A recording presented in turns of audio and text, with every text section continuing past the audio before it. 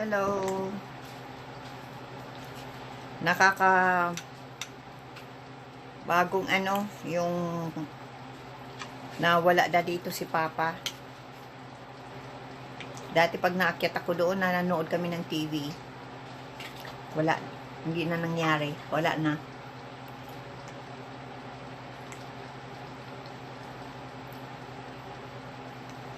Kain ako ng pierogies. Onion. Pierogies.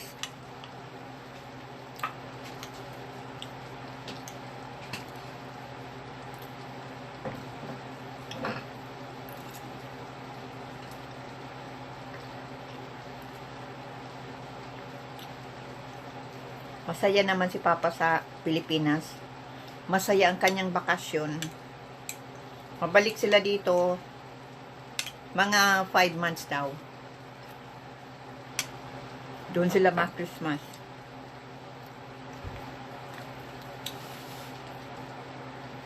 Biglaan lang nga. Kung alam ko lang na maano si Papa, mapapalipinas. Dapat sinama ko si Alex sa airport. Nagtaxi na lang kami pa uwi. Hindi sana ako na nervyos na hindi ako pick up ni Brody. Wala kasing parking space doon, hindi nakukuha yung parking space. Kami nagtaxi ni Papa. Dala yung mga gamit. Tapos si ate sa kasi road yun hinatid. Akala ko ang masama na lang kami ni Brody pa uwi, ay hindi nakukuha yung parking space daw, kaya ibinaba lang si ate. Hindi nga nahanap-hanap yung yung arrival, yung departure. Nakapasok daw sila sa arrival kasi hindi pa naman nakapunta ng airport si Brody mag-isa.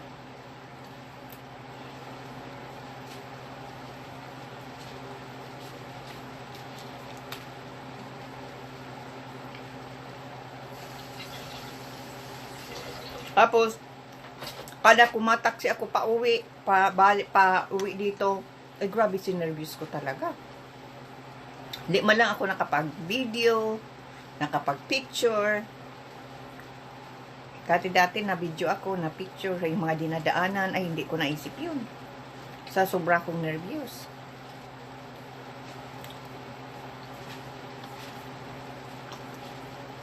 Dahil,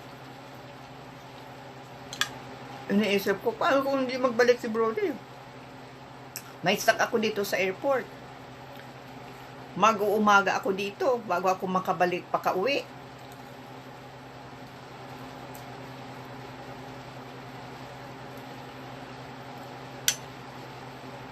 Grabe talaga nervous ko.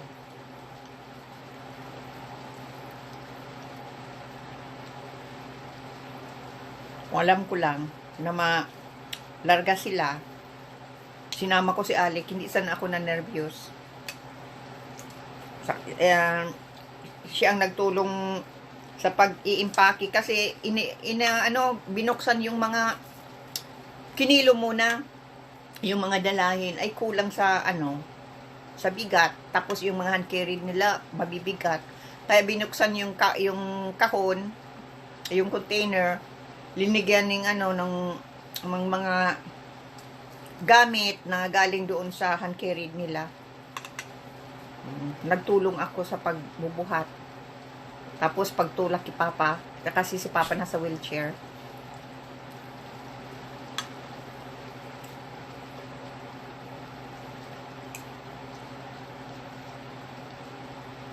Tapos nakatindig lang, walang maupuan. Grabe. Pagod. Ilang oras na nakatindig ako. Nag-upo na nga ako doon sa cart, doon sa ng car, yung nag-upo na ako doon. Kasi hindi ko na kaya magtindig talaga. Pagod na yung pa ako. At na ako, nahihilo na ako. Para na ako mahimatay. Tapos magkain kami sa Wendy's bago sila mag-check-in. hindi ako nakakakain. Walang ano. Wala akong gana. Kasi iniisip ko, saan magbalik na, kinukulit si si ate. Na, mag-pick up kaya ako ni Brody. Ma-pick up ako ni Brody. Kasi, ay, paano kung hindi? Tapos ma-check-in na sila. Maiiwan ako doon sa airport ng mag-isa. Grabe nervous ko talaga.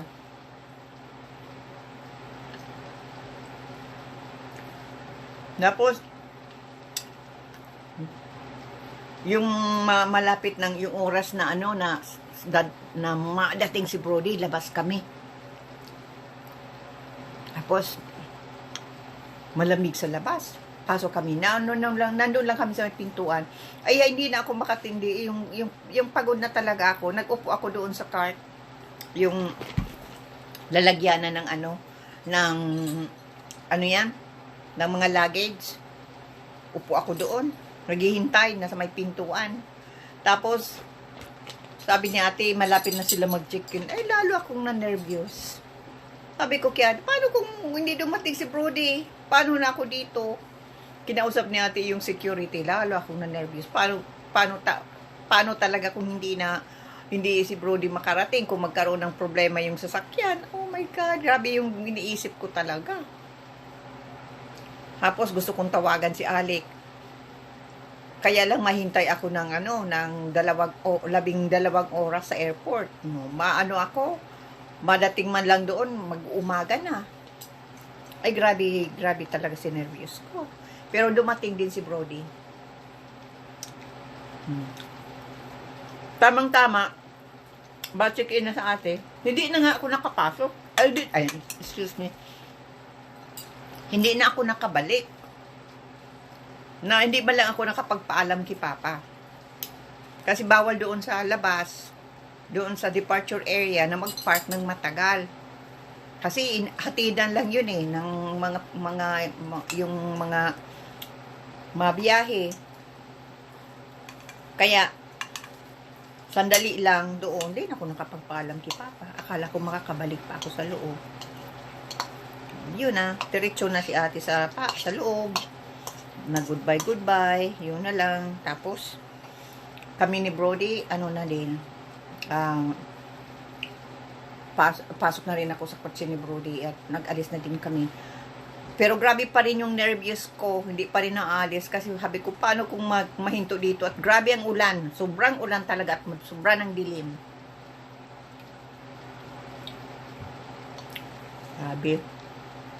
Grabe talaga. Hindi mo lang ako nakapag-picture doon sa airport. Ayun, naghinayang ako. Saka yung papunta namin sa airport, hindi man lang ako nakapag-video sa mga dinadaanan. Sobrang hinayang ko ngayon. Kasi may dinaanan kami ng magandang yung mga view. Yung tulay, parang doon sa North Vancouver.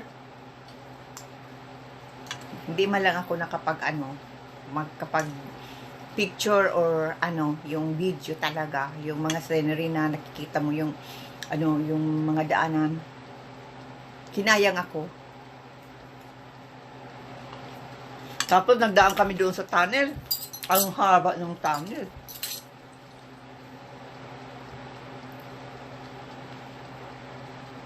Kasi ibang dinaanan, hindi nagdaan sa highway yung driver. Kasi yung sobrang yung pasahero, yung delay masyado ron sa highway. Kaya nagdaan sa ibang daanan.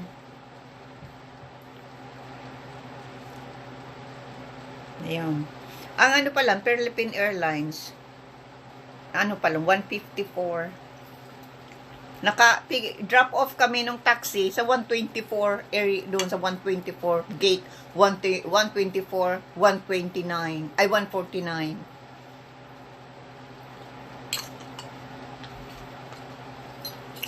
Philippine Airlines pala, 154 hanggang pataas doon. 167 siguro yun. Or 157. Yun. Yun ang hindi ko makalimutan talaga. Pagdating dito sa bahay, Diyos ko, ang sakit na ng paa ko.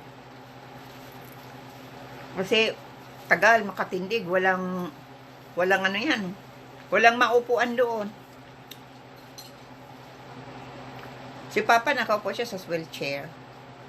Tapos, yung pag-alis ko na hintayin si Brody sa labas, doon sa sa may pintuan. Doon sa sa Wednesday si Papa naghintay at kasi nag-snack kami. Dinala ko na lang yung snack pero hindi ko makain talaga. Kinain na lang ni Duki. Wala akong appetite. Grabe yung iyon, yung araw na iyon na pag-alis sa Papa. Walang nakaalam, biglaan lang talaga. Akala ko Thanksgiving dinner kami. Nag-order pa, nag-pick up kami ng pagkain sa Tim Hortons sa pagpunta sa bahay nila. Akala ko may yan tawag nun, may handaan. Ay maalis na pala. Ay, si Duki. Yeah. Okay.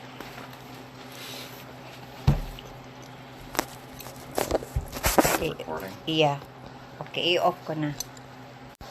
Continue. Kasi doon maupo si Duki, makain siya. Naglaga ako ng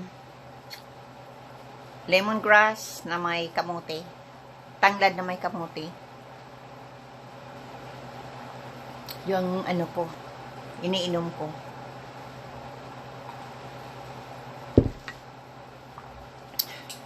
Kumusta na lang sa inyong lahat dyan sa Pilipinas?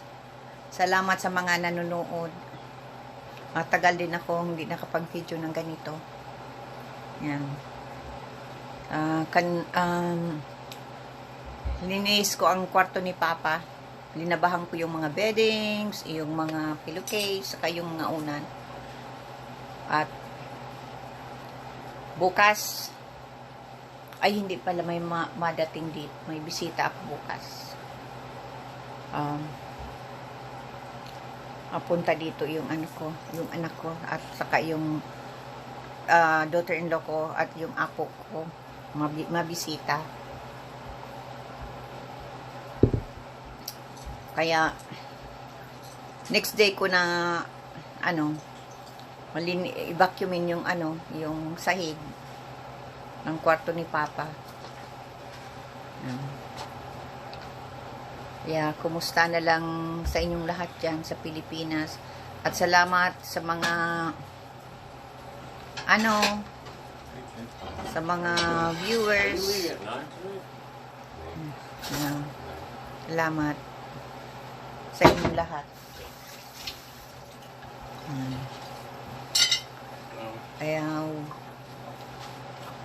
I think that stuff is... Yeah, that's ready. Yeah. Grabe na ang lamig dito at grabe ang ulan.